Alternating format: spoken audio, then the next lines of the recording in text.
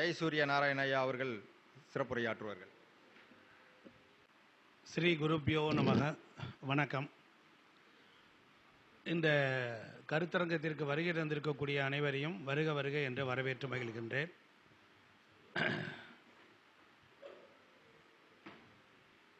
தினசரி நாம் பஞ்சாங்கம் வாசிக்கணும். தினசரி நம்ம பிறந்த கிழமையோடு இன்றைய கிழமையை நம்ம ஒப்பிட்டு பார்க்கணும். நம்மளுடைய ஜாதகத்தில் இன்றைக்கி என்ன கிழமை நடக்குது, கிழமைக்குரிய நாதன் எப்படி இருக்கார், நாம் பிறந்த கிழமை என்ன, அந்த கிழமைக்குரிய நாதனுக்கு இந்த கிரகங்கள் எப்படி இருக்குது என்பதை அன்றைய தினம் அது தெளிவாகவே சொல்லிவிடும். கிழமை என்றால் உரிமை என்று பொருள். அதே போல் ஒரு ஜாதகத்தில் பொறுத்தளவில் செவ்வாய் பாதித்தாலும் சுக்கிரன் பாதித்தாலும், அந்த செவ்வாய் பாதித்தாலும் சுக்கிரன் பாதித்தாலும்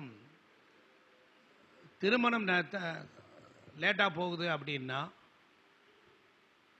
திருமணம் பாதிக்கப்பட்டவர்கள் தாங்கள் உயர்ந்த நிலை அடைந்து தன்னை போன்ற பாதிப்பவர்களுக்கு உரிய பரிகார தெய்வமாக விளங்குகிறார்கள். நல்லா கவனிக்கணும்.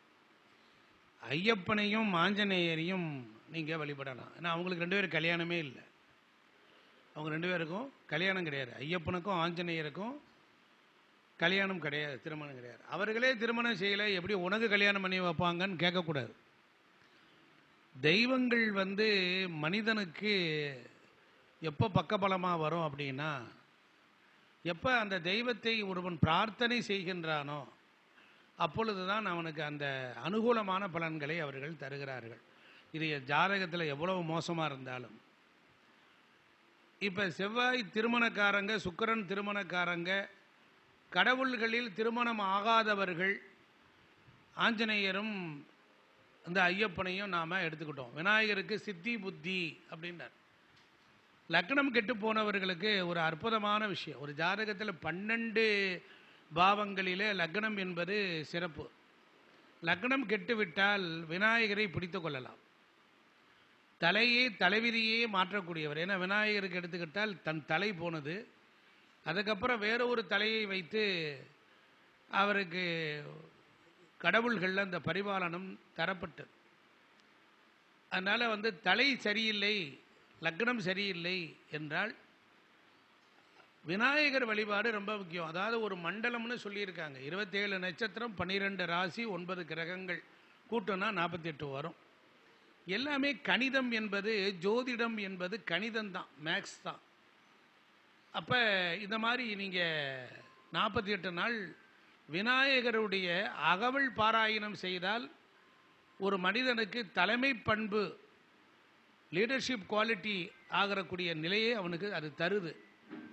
அதாவது ஒவ்வொரு விஷயத்திலையும் கிரகங்களினுடைய குறைகளை, கிரகங்களினால் தான் அடையக்கூடிய நன்மையை பெற முடியாதவர்கள் தெய்வங்களை இருக பிடித்து கொள்கிறார்கள். அதனால் கிரகங்கள் வேறு, தெய்வங்கள் வேறு இல்லை, ரெண்டுமே ஒன்று தான். ஒருத்தன் டெய்லி பிள்ளையார் கோயிலுக்கு போய் சாமியை கும்பிட்டு 2 அருகம்புல்லை வச்சுட்டு தோப்பு கரணம் போட்டு அவன் போகிறான். அவனுக்கு 5ஆம் பாவம் 9ஆம் பாவம் இயங்க ஆரம்பிக்குது. அப்போ ஒரு விநாயகர் வழிபாடு காலையில் எழுந்த உடனே வேலைக்கு போகும்போது அருகம்புல் வாங்கிட்டு போய் பிள்ளையார் கோயிலில் போய் சாமியை கும்பிட்டு தோப்பு கரணம் போட்டுட்டு போகிறான். அப்போ அவனுடைய வாழ்க்கையில் கணம் என்றால் கூட்டம், கணங்களுக்கு அதிபதி கணபதி. அப்போ கணநாதன்னு பேரே உண்டு. வேதம் அவரை ஜேஷ்டராஜன்னு சொல்லுது.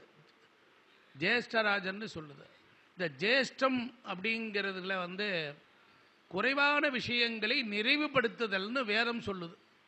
எந்த ஒரு செயலுக்கும் ஜேஷ்டத்தை முதலில் வைத்து விட்டால் போதும். ஜேஷ்டம் மிஞ்சி போனால் உச்சிஷ்டம் நிற்கும். அதனால தான் கணபதியிலேயே சிறந்த கணபதினு வச்சாங்க. பிள்ளையாருக்கு 2 மனைவின்னு உண்டு. அவர் கல்யாணம் ஆச்சா ஆகலையா அப்படிங்கிறதெல்லாம் ஆய்வை விட சித்தி புத்தி அப்படின்னு 2 வார்த்தைகளை உபயோகிக்கிறாங்க.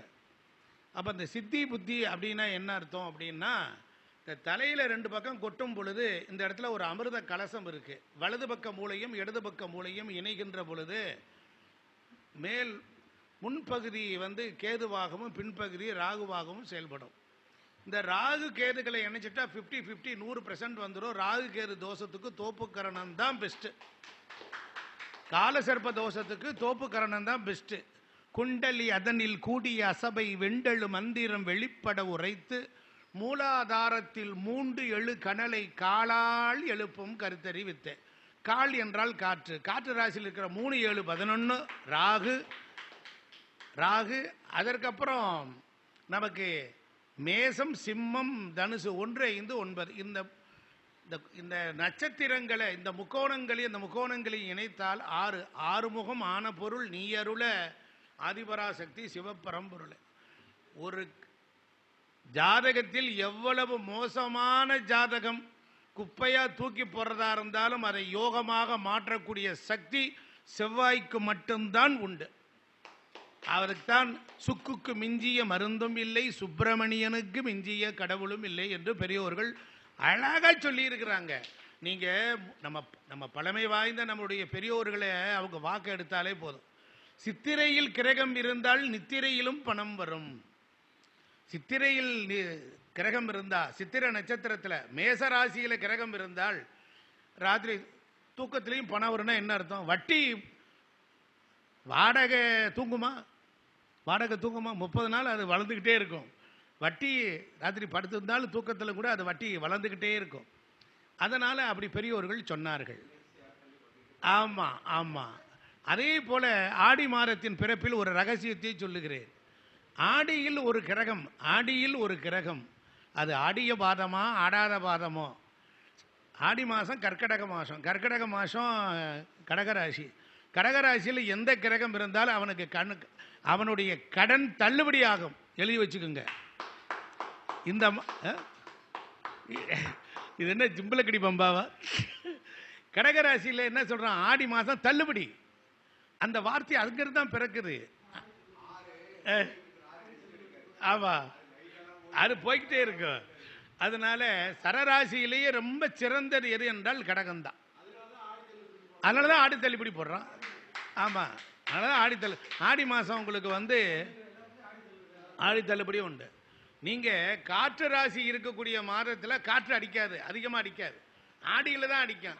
ஏன்னா திருவாதிரை அங்கே முடிச்சதுக்கு அப்புறம் இங்கே பூசம் வந்துடுது. நல்லா கவனிச்சுக்கணும். ஆமாம், புனர்பூசம் வந்துடுது. திருவாதிரை அதாவது மிருகசீரிசம், திருவாதிரை, புனர்பூசம். இந்த புனர்பூசத்தோட 4ஆம் பாதம் எடுத்துக்கிட்டிங்கன்னா கடகத்தில் தான் வரும். ஒவ்வொரு 4ஆம் பாதம் இப்படி வந்துடும். இந்த கடகராசி ஏன் அங்கே தள்ளுபடி ஆகுதுன்னா, பூமி பிறந்த ராசி கடகராசி. சரி, இப்போ மங்களகாரகன்னு யாரை சொல்லுவோம்?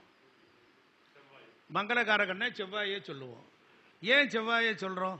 இப்போ மேலதாளம் வாசித்து மங்களகரமாக தேங்காய், வெத்தலை பாக்கு, தாம்பழம், பாக்கு, சந்தனம், குங்குமம், விபூதி எல்லாத்தையும் வச்சுருந்தா அந்த இடம் என்ன ஆகும்? மங்களகரமான இடம். உண்மை தானே? அப்போ ராசியில் முதல் ராசி செவ்வாயை வச்சாங்க. அதனால தான் செவ்வாயில் ஆரம்பிக்கும். அப்புறம் 2வது எடுத்துக்கிட்டீங்க அப்படின்னா இன்பகாரகன். இன்பகாரகன்னா யார்? சுக்கிரன். அவரை கொண்டாந்து 2வது ராசியில் வச்சாங்க.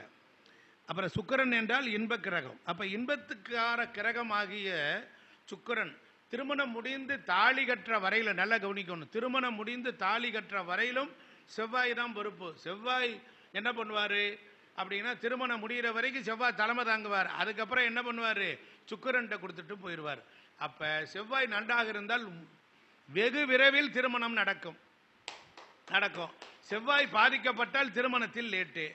சுக்கிரன் நன்றாக இருந்து முதலில் செவ்வாய் வழிவிட வேண்டும் என்பதை காலபுருஷம் ரொம்ப அழகாக சொல்லுகிறது. அப்போ செவ்வாய் நல்லா இருக்காரு, வேகமாக கல்யாணம் ஆயிடுச்சு.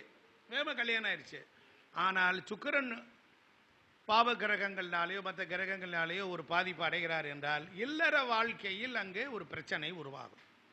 அப்போ நமக்கு கிரகப்பிரவேசம் மேலதாளத்தோடு, அப்போ கிரகப்பிரவேசத்துக்கு அந்த காலத்தில் வீட்டில் மங்களகரமான வாத்தியங்கள்லாம் வாசிப்பாங்க. இப்போ அது இல்லாமல் போச்சு. அடுத்தாப்பில் திருமணத்திற்கும் மங்கள வாத்தியம், மங்களம் என்றாலே செவ்வாய் வந்துடுறார், மங்கள வாத்தியம் வாசித்து பண்ணுறாங்க. அப்போ செவ்வாய் என்ன பண்ணுறாரு? நான் போயிட்டு வரேன், நீ பார்த்துக்கன்னு சுக்கிரன்ட்ட கொடுக்குறார். இந்த ரகசியம் நமக்கு தெரியணும். ஒரு ஜாதகத்தில் செவ்வாய் நல்லா இருந்தால் கல்யாணத்தை முடிச்சிருவாரு. சுக்கிரன் சரியில்லை என்றால் ஆணும் பெண்ணுக்கும் உள்ள சுகத்தில் என்ன ஒத்து வராது, ஒரு கசப்பை கொடுத்துருவார். ஆக அப்ப கல்யாணம் நடத்துறதுல லேட்டா இருக்கிறதுக்கு காரணமே செவ்வாய் தான். அந்த செவ்வாய் என்பது பூமிகாரகன், நல்லா கவனிக்கணும், பூமிகாரகன். அப்ப பூமி சம்பந்தப்பட்ட வீடுகளில் பாவ கிரகங்கள் இருந்தால் திருமண லேட்டு. பூமி ராசியில் பாவ கிரகங்கள் இருந்தால் திருமண லேட்டு. பூமி ராசியில் பாவ கிரகங்கள் இருந்தால் வீடு மனைகளில் பத்திரங்களில் டாக்குமெண்ட் பிரச்சனைகள் இது போன்ற விஷயங்கள் உண்டு. அப்ப இதெல்லாம் நாம நெருப்பு ராசி, நில ராசி, காற்று ராசி, நீர் ராசின்னு படிக்கத்தான் வச்சிருக்குமே ஒழிய அதனுடைய சாராம்சத்தை நாம் எடுத்துக்கொள்ளவில்லை. ஆமா, அப்ப இந்த செவ்வாய் கெட்டு போனால் தீபம் ஏற்றினால் சரியாக. அதனால தான் ஜோதிடர்கள் எப்பொழுதுமே விளக்கேற்றி வழிபடுவார்கள். எப்பவுமே செவ்வாய் கெட்டு போயிட்டாருன்னா நீங்க விளக்கேற்றி வணங்கி வழிபட்டாலே போதும். இன்னொரு பெரிய விஷயம், இந்த செவ்வாய் தான் நமக்கு ரொம்ப முக்கியம், நல்லா இருக்கணும். அப்ப செவ்வாய் வெப்பத்திற்கு அதிபதி. செவ்வாய் வெப்பம். அப்ப இந்த வெப்பத்தினுடைய உறவினால் தான் விந்து உருவாகிறது, நல்லா கவனிக்கணும். அப்ப இந்த செவ்வாயினுடைய தொடர்பு இல்லாமல் குழந்தை பாக்கியம் இல்லை. ஒரு ஆணுக்கு செவ்வாய் கெட்டு போனால் அவனுடைய சமன்ல நிறைய ப்ராப்ளங்கள் வருது. ஊனமான குழந்தைகள், மனநிலை பிறந்த குழந்தைகள், சிக்கலான குழந்தைகள்லாம் பிறக்குதுன்னா அவனுடைய உடம்பில் கண்டென்ட்ல செவ்வாய் பாவகிரகங்களால் பார்த்தாலோ இது மாதிரி பிரச்சனைகள் கண்டிப்பாக வரும்.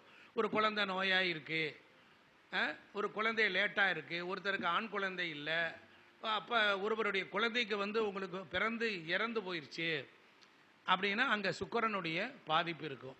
எங்கே குறை வந்துடுது, எங்கே பாதிப்பு போய் டெபாசிட் ஆகுது, அதை நம்ம கவனிக்கணும். அப்போ அவருடைய விந்து வளர்ச்சி இல்லை அப்படிங்கிறத நாம் எடுத்துக்கொள்ளணும். அதை ஜோதிடர்கள் நாம் திருமண பொருத்த வரும்பொழுதே சொல்லிவிடணும். அவன் கேட்குறானே இல்லையே சொல்லிவிடணும். ஆமாம், அல்லது எனக்கு குழந்தை இருந்துச்சு, எனக்கு ஒரு குழந்தை நீச்சமாயிருச்சு, அது ரொம்ப ஹெல்த் இஷ்யூஸில் போய் மாட்டுது அப்படின்னு பார்த்தீங்கன்னா சுக்கிரன் பாவக்கிரக சேர்க்கையில் இருக்கும் பொழுது ஒரு வியாதியை கொடுக்குது. அப்போ 3ஆம் வீடு வலுத்தால் 12ஆம் இடம் வலுத்தாலும் நம்ம கைகால்களை வச்சுட்டு நம்ம சும்மா இருக்க மாட்டோம். இப்போ 3ஆம் இடம் பாருங்க, சில பேர்களுக்கெல்லாம் பலமாக இருந்தால் துருன்னு இருப்பான். அப்போ 3ஆம் இடம் வலுத்தவன்லாம் பாருங்க, ஒரு கைவினை பொருட்கள் சம்பந்தமான துறையில் இருந்தான்னா அவன் ஜெயிக்கிறான். 3ஆம் இடம் வலுத்தால் துரு என்று இருப்பார்கள். அப்போ 3ஆம் பாவத்துக்கு, ஒரு பாவத்திற்கு அதனுடைய 9, 11 பாவம் நல்லா இருக்கணும். ஒரு பாவம் நல்லா இருக்கு, இந்த திசை நல்லா இருக்குன்னா அதனுடைய திரிகோணம் ஏதோ ஒன்று மைனஸில் இருந்துச்சுன்னா அந்த பாவத்தை அனுபவிப்பதில், காரகத்துவத்தை அனுபவிப்பதில் அப்போ ஜாதகருக்கு மைனஸ் இருக்கு. அப்போ நாம் என்ன பண்ணணும், இதையும் பார்த்து நாம் சொல்லணும். சரி, இப்போ பாருங்க, இப்படியே நிறைய நம்ம சொன்னாலும் ஒரு யதார்த்தமான ஒரு விஷயத்துக்கு வரும். இப்போ பாக்கியாதிபதி திசை நடத்துகிறார். ஆனால் நம்ம பிறந்த கிழமை இருக்கும், அந்த கிழமைநாதனுக்கு அது 2வது திசையாக இருந்தால் அவனை டாப்பில் தூக்கிட்டு போயிடும். இதெல்லாம் ஜோதிட விதிகள். ஒரு கிரகம் நமக்கு ஒரு திசை நடத்துகிறார், ஒரு குரு திசை நடத்துகிறார். குருவுக்கு 2ஆம் இடத்தில் குரு நிற்கிற வீட்டுக்கு பக்கத்தில் எந்த கிரகம் இல்லை என்றால் அந்த திசையின் பலனே நமக்கு கிடைக்காது. குரு நல்லாவே இருந்தாலும் குருவின் பயணத்தில் அடுத்த வீட்டில் ஒரு கிரகம் இருக்க வேண்டும், இல்லை என்றால் ஒரு கிரகமாவது பார்க்கணும். இது ஒரு விதி ஒன்று. அப்போ கிழமைநாதனுக்கு கடைசியில் வந்தால் அப்புறம் நம்ம போராடித்தான் பெறணும். இப்போ உதாரணத்திற்கு ஒருத்தர் வியாழக்கிழமை பிறந்திருக்கிறார், அவருக்கு புதன் திசை நடக்குது. அப்போ வியாழனுக்கு முந்தைய கிழமை தான் புதன், அது ஒரு கருத்து. அப்போ இந்த கிழமைநாதனும் ஒரு உரிமையோடு தன்னுடைய ஜாதக கட்டத்துக்குள்ளார புகுந்து விளையாடுறான். இதுங்கிறத நீங்கள் தெரிஞ்சுக்கணும். ஒருத்தர் திருதிய தீதியில் பிறந்தார், ஒருத்தருக்கு தசை நல்லா இருக்கு, திருதிய தீதியில் பிறக்கிறார். ஆனால் திருதிய தீதியில் பிறந்திருக்காருன்னா அதை எப்படி பாவகத்தோடு இணைக்கிறது? எல்லாம் இந்த 12 பாவங்களோடு தான் உள்ளே இருக்கு. நீங்கள் கிழமையில் திதி, யோகம், கரணம் என்ன வேணாலும் வச்சாலும் இந்த 12 வீட்டுக்குள்ளார தொடர்பு இல்லாமல் பலனை நீங்கள் சொல்ல முடியாது, அனுபவிக்க முடியாது. இப்போ 3வது திதி மூன்றாவது பாவம் நல்லா இருக்கா கெட்டு போச்சா அந்த திருதிய தீதியில் அங்கே மைனஸ் இருந்துக்கிட்டே இருக்கும். ஒருத்தன் சதுர்த்தசி தீதியில் பிறக்கிறான், அவனுக்கு 12 கட்டத்துக்கு மேலே மிச்சம் என்ன இருக்கும்? 2வது வீடு, 14வது திதி, 12 போக மீதி இருக்க 2வது திதி 2வது பாவம். அதே இது துதியை தீதியில் பிறந்தாலும் இந்த 2ஆம் பாவம் நல்லா இருக்கணும். அப்பத்தான் திதி என்பது செல்வத்தை கொடுக்கும். நீங்கள் இதில் ஒரு ரகசியத்தை நான் ஒன்று சொல்கிறேன், அது பெரியவங்களுக்கு தெரிஞ்சிருக்கோ இல்லையோ. இப்போ எங்கள் அப்பாவுக்கு ஒரு சுக்கிர திசை வரப்போகுது. எங்கள் அப்பாவுக்கு ஒரு நல்ல திசை இப்போ நடந்துக்கிட்டு இருக்கு, முடிஞ்சிருச்சு. எங்கள் அப்பாவுக்கு இருக்கு. அவருக்கு இன்னும் ஒரு 5-10 வருஷம் கழிச்சு, 5 வருஷம் கழிச்சு, தயவுசெய்து கவனிங்க, இதெல்லாம் நீங்கள் ஆய்வுக்கு எடுத்துக்கோங்க. நாங்கள் ஆய்வு பண்ணியிருக்கிறோம். எங்கள் அப்பாவுக்கு 72 வயசு, 73 வயசில் இறக்குறார். அவருக்கு ஜாதகம் இருக்கு. அவருடைய ஜாதகத்தின்படி அவர் இறந்து போகிறார். அதுக்கப்புறம் 4-5 வருடங்களுக்கு அப்புறம் அவருக்கு ஒரு யோக திசை வருது. வீடு வண்டி வாகனம் சொத்து சுகத்தை கொடுக்க வேண்டிய திசை வருது. அதுக்குள்ளே இவர் பெறப்பட்டார். இப்போ பையன்கிட்ட சொல்கிறாங்க, தொடர்ந்து திரி தர்ப்பணம் இதெல்லாம் கொடுத்துக்கிட்டே இருந்தானா அந்த யோக திசையை இந்த திதியானது இவனுக்கு செல்வமாக வந்து இவனுக்கு ஊட்டுது. எங்கள் அப்பா இறந்து ஒரு 4 வருஷத்தில் நான் ஒரு வீடு வாங்கினேன். எங்கள் அப்பா இறந்து கார் வாங்கணும்னு நினச்சார். எங்கள் அப்பா இறந்து 4-5 வருஷத்தில் எனக்கு வந்து ஃபாரின் போகக்கூடிய யோகம் கிடச்சிச்சு. ஒரு கார் வாங்கினேன், ஒரு வீடு கட்டினேன் அப்படின்னு சொல்லுவாங்க. தந்தை இறப்புக்கு பிறகு ஒரு யோகம் ஒரு தனையனுக்கு கிடைக்கிறது என்றால் அது தான் நீங்கள் என்ன பண்ண, அந்த 1-5-9 லிங்க் திரிகோணம் எப்போ வேலை செய்யும்? ஒரு ஜாதகத்தில் அப்பா இறப்புக்கு பிறகு யோகம்னு ஒன்று இருக்கும். மாமனார் மண்டையை போட்டதுக்கு அப்புறம் ஒரு யோகம்னு இருக்கும். மாமியார் 10ஆம் இடம், சிரிக்கக்கூடாது, 10ஆம் இடம் மாமியார். அவள் இருக்கிற வரைக்கும் பாதகத்தை செஞ்சுக்கிட்டு இருப்பா. அவள் புஷ்வானம் ஆயிட்டான்னா அதுக்கப்புறம் இவன் கென்னு நிற்பான். நீங்கள் பல ஜாதகத்தை பார்த்துருக்குறோம், இதெல்லாம் பழைய விஷயம். நான் ஒரு 100 வருஷத்துக்கு முன்னால் உள்ள ஜோதிட என் தந்தைகள் சொன்னது தானே நான் காதில் கேட்டு குருமார்கள் கேட்டு நம்ம வைக்கிறோம். ஆனால் அங்கொன்று இங்கொன்றுமாக இருக்கிற விஷயத்தை இப்போ நான் உள்ளே உடச்சி விட்டேன்னு வச்சுக்கோங்க. இது எத்தனை பேர் இருக பிடிச்சி சூப்பராக வரலாம்ல? வரலாம்ல? சரி, ஒருத்தருக்கு யோகம் நடக்கணும். உள்ளூரில் இருந்தால் யோகம் இல்லை, வெளியூர் போயிட்டானே யோகம். எப்படிரா கணக்கு? இப்போ ஒரு லக்னாதிபதி 6ஆம் இடத்துல இருக்கிறார். லக்னாதிபதி 6ஆம் இடத்துல இருக்கிறார். அவருக்கு உள்ளூர்லேயே இருக்கிறார். 6ஆம் இடத்துல இருக்கிறார். அந்த 6ஆம் இடத்துக்கு 4ஆம் இடத்துல ஒரு கிரகம் பவராக இருக்கு, பலமாக இருக்கு. லக்னாதிபதி 6க்கு போனார். 6க்கு 4ஆம் இடத்துல சிறப்பாக இருக்கு. லக்னம் என்கிறது எண்ணங்கள், திங்கிங் ஆஃப் பேட்டர்ன்ஸ், அவனுடைய ரைட்ஸ் ஆஃப் அத்தாரிட்டி எல்லாமே உண்டு. 6 என்பது மறைவு ஸ்தானம். அப்போ மறைகிறான்னா என்ன ஆகும்? நீ மறைஞ்சிருந்தால் உனக்கு யோகம்னு அதையே சொல்லுது. கேட்டுட்டு போக வேண்டியதானே, வீட்டை விட்டு போ, ஒரு 50 கிலோமீட்டர் போ. ஒரு கட்டம் 10 வருஷம்னு நம்ம கால் பண்ணிட்டான். 6வது கட்டமா 60 கிலோமீட்டருக்கு அங்கிட்டு போ, 60 கிலோமீட்டருக்கு அங்கிட்டு போனா பிச்சுக்கிட்டு வருது. அப்போ 6க்கு 4 வரும்போது அந்த திசை வரும்போது நல்லா கவனிக்கணும். லக்னத்திற்கு 9 குடையவன் திசை, லக்னத்திற்கு 9 குடையவன் திசை நல்லா இருக்கணும்னா இவன் லக்னாதிபதி கெட்டு போய் இருந்தால், இவன் லோக்கல்லே இருந்தான்னா எப்படி ஆகும்? வெளியில போனால் யோகம். இப்போ அண்ணா சொன்னாங்க உச்சம் அப்படின்னா எந்த கிரகமாதும் அவன் வீட்டில் உச்சமாக இருக்கான்னா ஒரே ஒரு ஆள் தான், புதன் மாத்திரம் தான் ஆட்சியும் இருப்பான், புதன் இருப்பான். சரி, இருந்துட்டு போட்டோம், இரியா. அடுத்து மற்ற கிரகங்கள்லாம் பாருங்க, அடுத்த வீட்டில் ஊரில் போய் தான் உச்சமாகும். இப்போ சுக்கிரன் இருக்கார், 2ஆம் வீட்டுக்கு அதிபதி, 7ஆம் வீட்டுக்கு அதிபதி. அவர் 12ல் போய் உச்சமாக இருக்கார். அடுத்த வீட்டில் தானே இருக்கார், குரு வீட்டில் தானே இருக்கார்.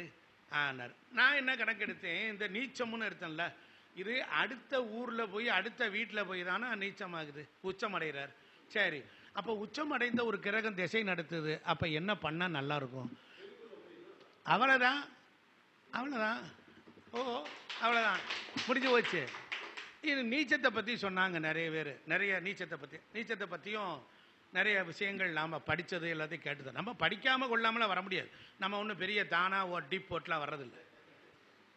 நீச்சம் என்பது அந்த வம்சத்தில் அவனுடைய காரகத்துவ உறவுகளில் ஒரு குறையும் ஒரு குற்றத்தையும் அது நிகழ்த்தி இருக்கிறது. அவன் குறையை சொல்லுகிறது. செவ்வாய் நீச்சம்னா சகோதரன் ஒருத்தன் சரியில்லை. இப்போ 8ஆம் இடத்திற்கு செவ்வாய்க்கு 8ஆம் இடத்தில் ஒரு சந்திரன் இருக்கிறார். செவ்வாய்க்கு 8ஆம் இடத்தில் சந்திரன் இருக்கிறார். செவ்வாய்னா சகோதரன், 8 சந்திரன்னா நீச்சம் வேலை. அப்போ இப்போ என்ன ஆகும்னா, இதில் 8ஆம் இடத்திற்கு ஒரு சுக்கிரன் இருக்கான். அப்போ ஒரு விதவை பெண்ணோடு உறவு கொள்ளணும், ஒரு விதவை பெண்ணோடு வாழணும், ஒரு குழந்தை குட்டிகளோடு வாழணும்னு இருக்கும். சார் நான் அப்படி நல்லா தான் சார் இருக்கேன், எனக்கு ஒன்றும் அப்படி இல்லை, நான் ஐ எம் பெர்ஃபெக்ட் சார் அப்படிங்கிறான். கடைசியில் பார்த்தா அவன் தம்பி பார்த்தீங்கன்னா இந்த லோலாயி வேலையெல்லாம் செஞ்சுக்கிட்டு இருக்கான். அப்போ சகோதரனுக்கு பாய்ச்சிருச்சா? அப்போ ஜாதகம் என்பது தனி மனிதனுக்கு மட்டும் இல்லை, குடும்ப உறவுகளுக்கும் உள்ளது. அப்போ ஜோதிடம் என்பது குடும்ப உறவுகள். அப்போ உச்சம் என்பது ஒரு கிரகம் உச்சமாக இருக்குது அப்படின்னா அந்த காரகத்துவத்தில் அவன் டாப்பில் இருப்பான். இவன் நான் உச்சம்னு சொன்னாங்க விளக்கான வேலுக, நான் அப்படியே தான் இருக்கேன்பான். அவன் ஒரு காரகத்துவத்தில் உயிர் காரகத்துவத்தில் கொடுத்துரும். என்ன ஜோதிடம் உயிர் காரகத்துவம் பொருள் காரகத்துவம் வந்து 2 தானே, வேற என்ன இருக்க போகுது? அப்போ இந்த வளர்பிறை தேய்பிறை பற்றி பேசுகிறாங்க. வளர்பிறை தேய்பிறைன்னா அது சந்திரனை தானே சொல்லுவாங்க அப்படின்னாரு. சூரியனிடமிருந்து ஒரு 6 கட்டம் வரையில் இருக்கக்கூடிய கிரகங்கள் அதெல்லாம் வளர்பிறை. அதெல்லாம் இப்போ மேசத்தில் சூரியன் இருக்கார், 6 கட்டம் வரையிலும் கன்னி வரையிலும் அப்படி வச்சுக்கோங்க. அது வரையில் வச்சுக்கிட்டிங்கன்னா எந்த கிரகம் இருந்தாலும் சூரியன் என்ன பண்ணார், வளர்த்து விடுவார், வளர்ச்சியை கொடுத்துருவார். அந்த கிரகம் பாவ கிரகமாக இருந்தாலும் வளர்ச்சி ஆகிடுவார். அதே 6 கட்டத்துக்கு மேலே போயிட்டா அது தேய்பிறை எழுந்திரிக்காது. என்ன காரணம்? அப்போ சூரியன் என்றால் வளர்ச்சிக்குரியவன், நல்லா கவனிக்கணும். அப்போ இது மாதிரியான விஷயங்கள். அப்போ சந்திரனுக்கு மட்டுமே வளர்பிறை கிடையாது, சூரியனுக்குள்ள 6 கிரகங்கள் இருந்தால் வளர்பிறை. 6 கட்டத்துக்கு மேலே உள்ள கிரகங்களும் ஆதிபத்தியங்களும் ஒரு தடவை தேஞ்சு அதுக்கப்புறம் வளர்ந்துடும். நல்லா கவனிச்சுக்கணும். கிரகம் ஒரு முறை ஒருத்தரை தண்டிக்கும், அதற்கப்புறம் மேல் பார்த்துட்டிங்கன்னா அதோடைய குற்றத்தை அது வாங்கிருச்சுன்னா அதுக்கப்புறம் என்ன செய்யும், வளர்த்து விட்டுரும். இது ஒரு கருத்து. அப்போ ஒரு தடவை தேயும், ஒரு தடவை வளரும். ஏன் தேயுது அப்படின்னா சூரியனுக்கு 6 கட்டத்துக்கு மேலே சந்திரன் போனால் அது தேய்பிறையாக மாறுகிறது. அப்போ தேய்ந்து மேலே போகுது. தேஞ்ச பிறகு அவங்க குபேரன் அப்படித்தான் இருப்பாங்க. அங்க என்ன பாருங்க, இது மாதிரி இருக்கு. ஆமா ஆமா ஆமா. அப்ப சூரியன்ல இருந்து 6 கட்டம் வரைக்கும் சந்திரன் வளர்பிறையா இருக்கு. அப்ப மேல போனா தேயுது. இந்த ரூலை சூரியனிடமிருந்து கற்றுக்கொண்ட சந்திரனுக்கு மட்டும் பயன்படாது, மற்ற எல்லா கிரகங்களுக்கும் பயன்படும். அப்போ ஒரு திசை வருது, இந்த திசை நல்லா இருக்குமா நல்லா இல்லையான்னு பார்த்த உடனே சொல்லலாம். ஒரு கிரகத்துக்கு 2வது கட்டத்தில் எந்த கிரகம் இல்லையா அந்த கிரகத்தினால பலன் இல்லை. ஆமாம். அப்போ இப்போ நாம் வந்து என்ன பண்ணுறோம், இந்த திருமணத்துக்கு மாத்திரம் தான் ரஜ்ஜு பார்க்குறோம். இப்போ ஒருத்தருக்கு அந்த ரஜ்ஜு வந்து எல்லாத்துக்கும் பார்க்கணும். அந்த ஒரு பாத ரஜ்ஜு இருக்குது அப்படின்னா அந்த கிரகத்திற்கு அந்த நட்சத்திரத்துக்கு அந்த திசைக்கு வரும்போது காலில் வலிக்குதா இது வலிக்குதா 2 தசைக்கும் புத்திக்கும் உள்ள ரஜ்ஜை எடுத்து இணைச்சு பாருங்கள், அதில் ஒரு மைனஸ் இருக்கா அப்படின்னு பார்த்தீங்கன்னா கண்டிப்பாக ஆமாங்கிறாங்க. இது எப்படின்னா இது இந்த நட்சத்திரங்களுக்குள்ள உடல் பாகங்களையும் ராசிக்குரிய பாவங்களையும் கிரகங்களுக்குரிய நோய்களையும் உடல் உறுப்புகளையும் இல்லாத நிலையெல்லாம் அது காட்டுது.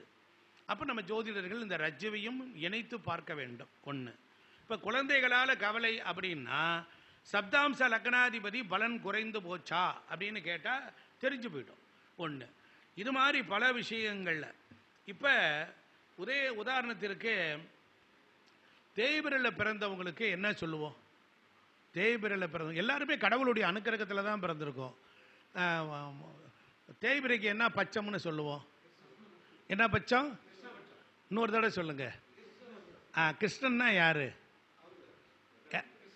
அவர் தான். ஐயா இன்னைக்கு வேற இடம் கிடைக்கலையா? விட்டுருக்கியா சின்ன பையா, மண்டையில் முடிவுட இல்லை. கிருஷ்ணபட்சம்னா கிருஷ்ணர். கிருஷ்ணபட்சத்துக்கு கிருஷ்ணருடைய அருள் உண்டு. தேய்பிறையில் பிறந்தவர்கள் 6 கட்டத்துக்கு மேலே இருக்கக்கூடிய கிரகங்களுக்கு கிருஷ்ணர், விஷ்ணு இது போன்ற அவதார புருஷர்களை வணங்கினால் அந்த ஜாதகர் ஜெயிக்கிறார். அதற்கு பொறுப்பு கிருஷ்ணர். சுக்லபட்சத்துக்கு யார் பொறுப்பு? சுக்லபட்சத்துக்கு சொல்லுங்க. சுக்லம்னா யாரு? சுக்லம்னா சுக்லம் தான். அப்ப கிருஷ்ணபட்சத்தில் பிறந்தவர்களுக்கு, தேய்பிரையில் பிறந்தவர்களுக்கு இயற்கையாகவே அருள் உண்டு. நல்லா கொடுங்க. வாழ்க்கையில் வளர்பிறையில் பிறந்தவனை விட தேய்பிரையில் பிறந்தவன் ஜெயிக்கிறான். தேய்பிரை முகூர்த்தத்தில் இருந்தவன் நீண்ட காலம் வாழ்கிறான்.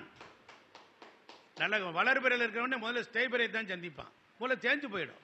இப்ப சந்திரன், தேய்பிரை சந்திரனோடு எந்த கிரகம் வந்து போகுதோ, தேய்பிரை சந்திரனுடன் சேர்ந்த கிரகம், தேய்பிரை சந்திரனை பார்த்த கிரகம் ஒரு முறை தேஞ்சு போகும், ஒரு முறை தேஞ்சு போகும். இதெல்லாம் இவ்வளவு சிம்பிளான விதி இருக்கு. அப்ப தேய்பிரைக்கு குழந்தை இல்லாதவர்கள் புத்திர தோஷம் உண்டு. தேய்பிரையில் பிறந்தவங்களுக்கு குழந்தை இல்லாதவர்கள் இருக்காங்களா, புத்திரர்களால் ஒரு கவலை இருக்கான்னு நீங்க இந்த வார்த்தை 2 ஸ்டாண்டர்ட் மாத்திரம் சொல்லி பாருங்க. ஆமாங்க, புரிஞ்சிருச்சா? ரைட். அதுக்கப்புறம் தேய்பிரையில் பிறந்தவர்களால மற்றவர்கள் வளர்வார்கள். தேய்பிரையில் பிறந்தவர்களினால் மற்றவர்கள் வளர்வார்கள். தேய்பிரை பிறந்தவனோட ஒன்று வச்சுக்கோ, சரியாயிடும். இப்ப இந்த மியூசிக்கில் கெட்டிக்காரனா இருக்கான் பாருங்க. மியூசிக்கில், இசை, விளையாட்டு, இதில் எல்லாம் சிறப்பாக இருக்கிறவங்க எல்லாரும் பார்த்தீங்கன்னா தேய்பிரையில் பிறந்தவங்க தான் ரொம்ப சிறப்பாக இருப்பாங்க. இதெல்லாம் நீங்கள் ஒரு ஜாதகத்தை பார்த்த உடனே, வாங்கின உடனே, பையனுக்கு பிசிக்கு விளையாட்டுலாம் நல்லா வருமே, அப்போ ஆமாம் சார் படிக்க மாட்டேங்கிறான் சார், அங்கே தான் போகிறான் அப்படின்னு சொல்லுவான். நீங்கள் இதெல்லாம் சொல்லும் போது ரொம்ப கறிக்கிட்டா சொல்கிறாரு அப்படின்னு வந்துடும். தேய்பிரைக்கு ஏன் கிருஷ்ணரை சொல்கிறோம்னா கிருஷ்ணபட்சம்னு சொல்கிறோம். அது மாதிரி உங்களுக்கு என்றைக்குமே குழந்தைக்கான மருத்துவம், விந்துவில் கவுண்டிங் ஆன மருத்துவம் அது வளர்பிறையில் தான் எடுக்கணும். ஒரு குழந்தை பிறக்கிற குழந்தை கெல்ல அப்படின்னு சொன்னால் நீங்கள் தேய்பிரையில் தேதியை குறித்து கொடுக்க, இந்த தேதிக்கு போங்கன்னு சொல்லாதீங்க, வளர்பிறையில் தான் எடுக்கணும். ஏன்னா சுக்லபட்சம் அப்படின்னா அப்போ தேய்பிரையில் ஒரு கவுண்டிங் இருக்கும், வளர்பிறையில் கவுண்டிங் மாறிடும்.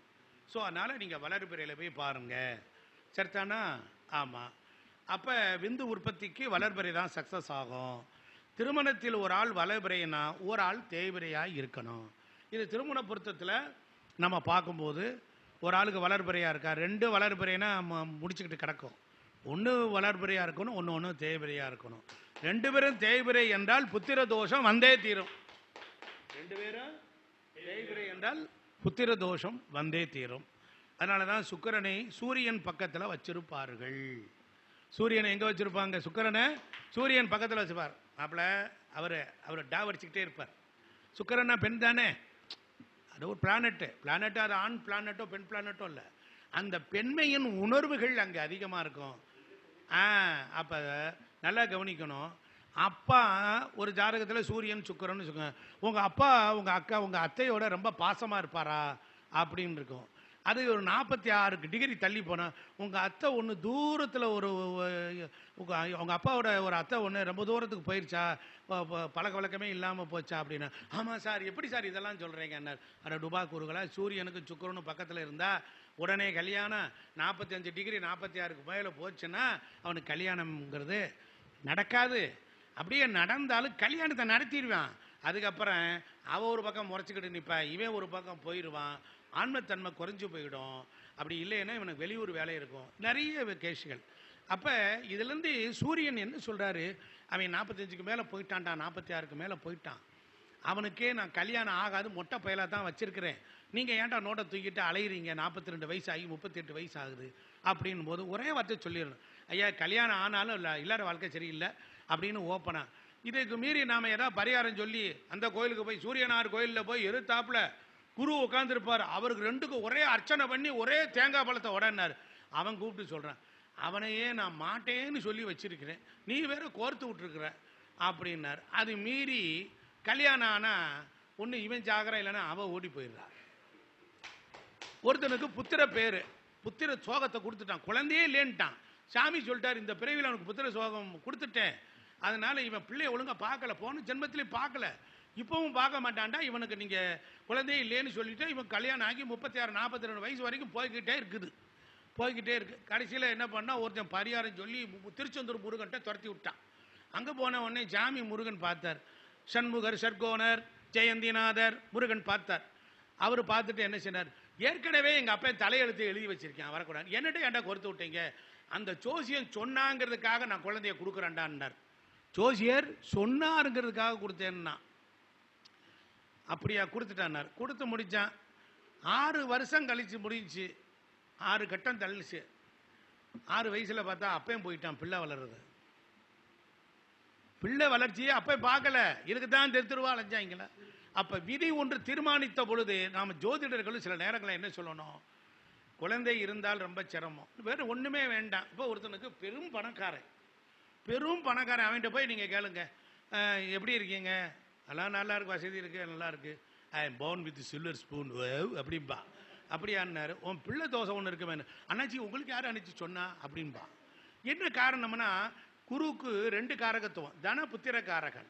தனத்தை கொடுத்துட்டான புத்திரத்தை இழுத்துருவேன். 10ல் போய் உச்சம் அடைஞ்சப்ப எங்கள் அண்ணாச்சி சொன்னார் பாருங்க, நீச்சத்தை பற்றி சொன்னார். கண்டிப்பாக அந்த பேப்பரை ஆட்டையை போடாமல் விட மாட்டேன், கட்டி பிடிச்சாது உருண்டு வாங்கிடணும். என்ன அற்புதமான ஆராய்ச்சி. ஒரு கிரகம் அண்ணார். அப்போ ஒரு காரகத்துவத்தை, உயிர் காரகத்துவத்தை வளர்த்து விட்டால் பொருட்காரகத்தை மைனஸ் பண்ணுது. 2மே கொடுக்காது. நீங்கள் எழுதி வச்சுக்கோங்க, எவ்வளோ பெரிய கும்பனை எழுதி வச்சுக்கோங்க. ஒருவேளை என்னாகும், அவரவர்கள் ஜாதகத்தில் யோகமாக இருந்தால் வேணால் அதை அனுபவிக்கலாம். அதனால் பெரும் பணம் உள்ளவனுக்கு புத்திர சோகம் உண்டு. ஆமாம். அதே போல் சூரியனுடைய டிகிரிக்கு அடுத்து போகக்கூடாது சுக்கிரன். ஆமாம், சூரியன் டிகிரிக்கு 12ல் போகக்கூடாது. சூரியனுக்கு முன்னுக்கு சுக்கிரன் போகணும். சுக்கிரன் கெட்டால் முறையா மனைவியிடம் போகாது, வேறு பெண்ணிடம்தான் போகும். ஆமாம், அல்லது தரையில் போய்விடும். விந்து பூமியில் விந்து சிந்துன்னு சொல்கிறான்ல. அப்போ சூரியனுக்கு 12ல் சுக்கிரன் அப்படி இருந்தால், சாரம் பெற்றால் கனவில் அந்த இது வெளிப்படுகிறது, சாரம் பெற்றாலும் தூக்கத்தில் அது வெளிப்படுகிறது. சூரியனிலிருந்து சுக்கிரன் 40 டிகிரிக்கு மேலே போகும்போது என்ன என்றால், இன்பத்தை அனுபவிக்க தடை, லேட் மேரேஜ், திருமணமாகி பிரிந்த வாழ்க்கை, கல்யாணமாகி பிரிந்துடுவாங்க, முறையற்ற இன்பம், முறையான இன்பத்தை அது தடுக்குது, வேறு பக்கம் லிங்க் வைக்குது, எல்லாம் கரெக்டாக இருக்கும். அப்போ அதே போல் அடுத்த செட்டப்பு வீட்டுக்கு டயத்துக்கு போயிடுவேன். ஆமாம், மனைவி கூப்பிட்டு போகிற விஷயத்தில் லேட் ஆகும். புரியுதுங்களா? இதெல்லாமே வந்து சப்ஜெக்டு. இது நாட் ஓன்லி தட் செக்ஸ் இல்லை. அப்போ ஒரு ஜாதகத்தில் வராத திசை இருக்கு பாருங்க. ஒருத்தருக்கு எத்தனை திசை அனுபவிப்பாங்க? 6 திசை மேக்சிமம். சில பேருக்கு 7 திசை அனுபவிச்சுருவான். அப்போ வராத திசை எல்லாம் நோட் பண்ணிக்கோங்க. அந்த வராத திசை என்ன ஆதிபத்தியமோ அதில் நாம் கவனமாக இருக்க வேண்டும். இது ஒன்று சொல்லிட்டு, காலை பொழுது வளர்வரை மாலை பொழுது தேய்வரை. ஒரு இடம் விற்கலாமான்னு ஒருத்தர் வந்து கேட்குறான். காலையில் கேள்வி கேட்டால் வச்சுக்கலான்டான்னு சொல்லணும், மாலையில் வந்து கேட்டான்னு தொலைச்சிருன்னு சொல்லணும். ஆமாம், இறங்கு பொழுது வரும் பொழுது இறங்கக்கூடிய விஷயங்களை எல்லாம் சொல்லணும். இறங்கு பொழுது வருகின்ற பொழுது இறங்கக்கூடிய விஷயங்களை எல்லாம் சொல்லணும். என்னை விட்டு பிரிந்துருவாளா, வழக்கில் என்னை விட்டு ஜெயிச்சிருவாளா, என்னை விட்டு பிரிந்துருவாளா அப்படின்னு ஒருத்தன் வந்து கேட்குறான். எங்கே இதெல்லாம் பிரிஞ்சு போகிறதோ அதெல்லாம் ஈவினிங் வர்றவங்களுக்கு நாம் சொன்னோம்னா, அவர் சொன்னார் சாயங்காலம் 6 மணிக்கு போனேன், பிரிஞ்சிருவாளான்னு கேட்டேன், எல்லாம் பிரிஞ்சிருவார் 100% போட்டு கையெழுத்து போட்டார் அப்படின்னு, பிரிஞ்சிருச்சு அப்படின்னு அவர் சொன்ன மாதிரி இருக்க முடியும், அவர்கிட்ட போய் ஜாதகம் பார்க்கலவா, ரவி சேர்க்க மாட்டேன் போகலாம் அப்படின்னு சொல்லுவாங்க. அப்போ இது என்னன்னா, கேள்விகள் எப்படி தீர்மானிக்கணும்? நம்ம ஜோதிடர்கள் பலன் சொல்லும்போது காலையா மாலையா அப்படிங்கிறத பார்க்கணும். அப்போ இப்போ ஒரு விவசாயம் கைவிட்டு போகுது, வியாதி போகிறது எல்லாம் சரியாக இருக்கு. இப்போ லாபம் முழுவதும் ஏறு பொழுதுலாம் இருக்கும். ஒரு லாபத்தை அடையலாமான்னு கேட்குறான், காலையில் கேட்குறான். ஆனால் ஆள் வரல, ஆன்லைனில் கேட்குறான். ஓகே, காலையில் அனுப்பிட்டான் ஜாதகத்தை, நாம் 8 மணிக்கு அதுக்கு பலன் சொல்கிறோம். ஆன்லைனில் இப்போ தான் டைம் வேலை முடிச்சு வந்தேன், அண்ணாச்சி ஃப்ரீயாக இருக்கீங்களா, இருக்க சொல்கிறோன்னு வச்சுக்கோங்க. காலையில் கேட்ட கேள்வி பிள்ளை பிறந்தது கேள்வி, அவன் அனுப்பிச்சது ஏறு பொழுதில், அதுக்கு ஆமான்னு சொல்லணும். அப்போ நீங்கள் என்ன சொல்லணும், நீங்கள் சொல்கிற நேரம் மைனஸாக இருக்குதா, அதனால் என்ன பண்ண, நாளை காலையில் இது சம்மந்தமாக என்கிட்ட கேளுங்க, நான் ஒரு 6 மணிலேருந்து என்கிட்ட கேளுங்கன்னு சொல்லி சுவிட்ச் ஓவர் பண்ணி விட்டுறணும். எப்படி ஆன்லைனில் பலன் சொல்கிறதுக்கு ஈஸியாக இருக்கா? அப்போ லாபம் முழு ஏறு. அப்போ கெயின் எல்லாம் வளர்பிறை, எனக்கு இந்த ப்ராப்பர்ட்டி வேணும், அவர் இறங்கு பொழுதில் வர்றாரு. அப்போ என்ன சொல்லணும், நாளைக்கு வாங்க அண்ணாச்சி, நாளைக்கு காலையில் எத்தனை மணிக்கு வாங்க அண்ணாச்சி அப்படின்னு சொல்லிடணும். அல்லது பரிகாரத்தை நாளைக்கு செஞ்சுட்டு நீங்கள் இது பண்ணுங்கன்னு சொல்லணும். இப்போ இந்த அண்ணாச்சி சொன்னார், சுக்கிரன் நீச்சம், செவ்வாய் நீச்சம், இந்த மாதிரி கிரகன்னார். ஜாதகம் என்பது ஒருவருக்கு மட்டும் இல்லை, உங்களை சார்ந்த உறவுகளுக்கும் உங்களை சார்ந்த முன்னோர்களுக்கும் உண்டு. அப்போ உங்களுடைய இரத்த பிளட் சர்க்கிள் முறை உள்ள விஷயங்களை அது சொல்லுகிறது. ஜாதகம் பார்க்கும்போது பக்கத்து வீட்டுக்காரன் முஸ்லீம் வீடா, பக்கத்து வீட்டுக்காரன் கிறிஸ்டின் வீடான்னா நம்ம சொல்கிறோமா இல்லையா? உண்மைதானே? அப்போ உங்கள் வீட்டுக்கு பக்கத்தில் ஒரு டீச்சர் இருக்காங்களா, உங்கள் ஸ்கூலுக்கு உங்கள் வீட்டுக்கு எதிர்த்தாப்புல ஒரு ஸ்கூல் இருக்கா அப்படின்னா இதை எப்படி சொல்லுகிறோமோ, இதை கிரகங்களை சொல்கிறோமோ, அதுபோல் நீச்சமும் உச்சமும் நம் உறவுகளுக்கும் அக்கம் பக்கத்தில் உள்ளவர்களுக்கும் பொருந்தும். புரிஞ்சிருச்சா? லக்னத்தை விட லக்ன புள்ளி டிகிரி அதிகமாக இருந்தால் லக்னம் அனுபவிக்கிறதுல தான் குறைவாக இருக்கும். லக்னத்தை விட லக்னாதிபதி நல்ல டிகிரி வாங்கியிருந்தார்னா அவர் இருந்த இடத்தை லக்னமாக போட்டுக்கொண்டு ஜாதகத்தில் நீங்கள் பலன் சொல்லால் நச்சு நச்சு நச்சுன்னு வரும். புரியுதுங்களா? அதனால் இப்படி நிறைய விஷயங்கள் இருக்குது. அடுத்த சுத்துக்கு வரும்போது நிறைய விஷயங்களை பேசுகிறேன்னு சொல்லி, என்னுடைய பெயர் ஜெயசூரிய நாராயணன். Phone number 98 421 30 317. இந்த நம்பருக்கு கான்டாக்ட் பண்ணுங்கள். நன்றி, வணக்கம்.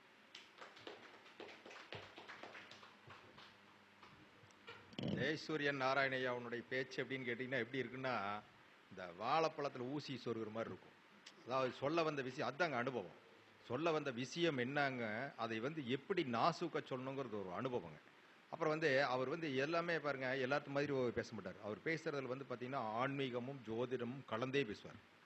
அப்புறம் காலை மாலை, அதை தேய்விரை வளர்விரை, அப்புறம் பார்த்தீங்கன்னா இந்த தெய்வங்களை எல்லாத்தையும் இணைச்சு பேசுவார். அவர் பேசுறதுல ஒரு நகைச்சுவையாகவும் இருக்கும், அதே டைம்ல விவரங்கள் நிறைய இருக்குங்க. இப்போ பேசும்போது சொன்னார், விநாயகருக்கு ஏன்டா மண்டையில் கூட்டிக்கிறேன்னு சொன்னார்.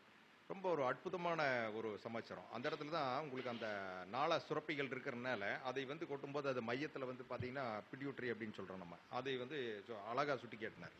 அடுத்து முக்கோணங்கள் சொன்னார். அதாவது அஸ்வினி மகம் மூலம், அவர் திருவாதிரை சுவாதி சதயம் அப்படின்னா இந்த ராகு கேதுக்கள் அப்படிங்கிறது, ராகு ஒரு முக்கோணம், கேது ஒரு முக்கோணம்.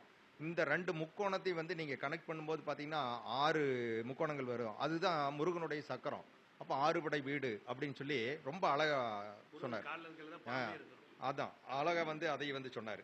அடுத்து பார்த்தீங்கன்னா இந்த சித்திரை மாசத்துல பிறந்தவங்க அப்படிங்கிற போது அவங்க பாருங்க, அவங்களுக்கு வேணுங்கிறது எளிமையா கிடைக்குது. சித்திரையில் பிறந்தவங்களுக்கு பணம் இரவுலையும் கூட வரும் அப்படின்னு சொன்னார். இதெல்லாம் ரொம்ப அற்புதமான விதி.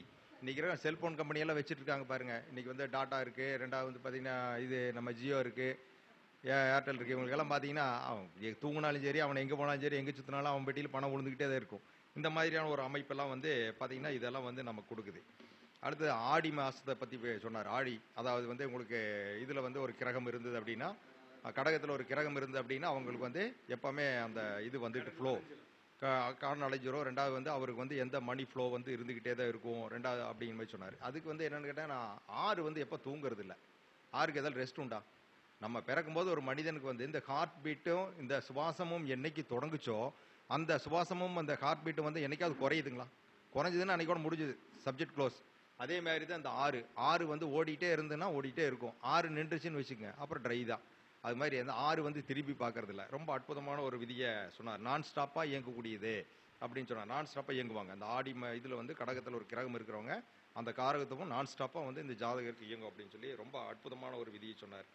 அடுத்தது பார்த்தீங்க அப்படின்னா அந்த திருமணத்துக்கு பற்றி சொன்னார். சுக்கிரன் செவ்வாய், இதில் செவ்வாய் வலுத்தவங்க இருக்க எளிமையாக உங்களுக்கு இந்த மாதிரி திருமணம் அப்படிங்கிறது சீக்கிரமாக கைகூடும் அப்படின்னு சொன்னார். அப்புறம் இந்த தேய்பிரையில் இருக்கிறவங்க பார்த்தீங்கன்னா இது ஒரு அருமையான விதிங்க அவர் சொன்னதில்ல. இந்த வளர்பிரையில் பிறந்தவங்க பாருங்களேன், சீக்கிரமாக போய் அவங்க யாரு கூட ஒட்ட மாட்டாங்க. கூப்பிட்டாங்க கூட போய் அப்படின்றான். பெரிய மெர்ஜரே கிடையாது. அவன் யாரு கூட சேர மாட்டானுங்க. ரொம்ப சேர்த்துக்க அவனை ஃப்ரெண்டாக வச்சுக்கிறது ரொம்ப கஷ்டம். அவனை ஃப்ரெண்டாக வச்சுக்கணும், இவனும் வளர்பிறையாக இருக்கணும். 2 வளர்பிறையாக இருந்துன்னு வச்சுங்களேன், ரெண்டும் ஒன்றா சேர்ந்துக்கும், ஈஸியாக மெர்ஜ் ஆகுதுங்க. ஆனால் ஒரு வளர்பிறை தேய்பிறை கூட போய் மெர்ஜ் ஆகும்போது அந்த இடத்துல ஒரு கான்ட்ரவர்சி இருக்குது. அதை அழகாக சொன்னார்.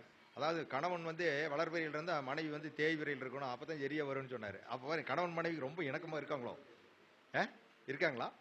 இருக்கவே ஒரு கான்ட்ரவர்சி அந்த இடத்துல இருந்துக்கிட்டே இருக்கும் 2 பேர்த்துக்கும். அது மாதிரி அப்போ என்னன்னு கேட்டிங்கன்னா, அந்த வளர்பிறை ரொம்ப மெர்ஜருங்க, ரொம்ப மெரிச்சர். அவங்க 2 பேரும் சீக்கிரமாக இணக்கம் ஆயிடுவாங்க. ஆனால் அந்த இணக்கம் தான் துன்பத்துக்கே காரணமாயிடுது. இந்த விஷயத்தை இந்த மாதிரி ஒரு அனுபவம் விஷயங்களெல்லாம் சொல்றதுக்கு ஒரு இது வேணும், அருமையான ஒரு ஆசான். நல்ல ஒரு ஸ்பீச், அருமையான கருத்துக்களை கொடுத்ததுக்காக ஐயாவுக்கு நன்றி சொல்கிறோம். ஐயாவுக்கு வந்து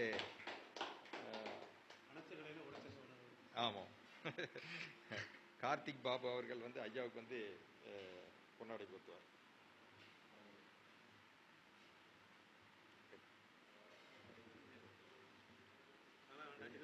எதனா எடு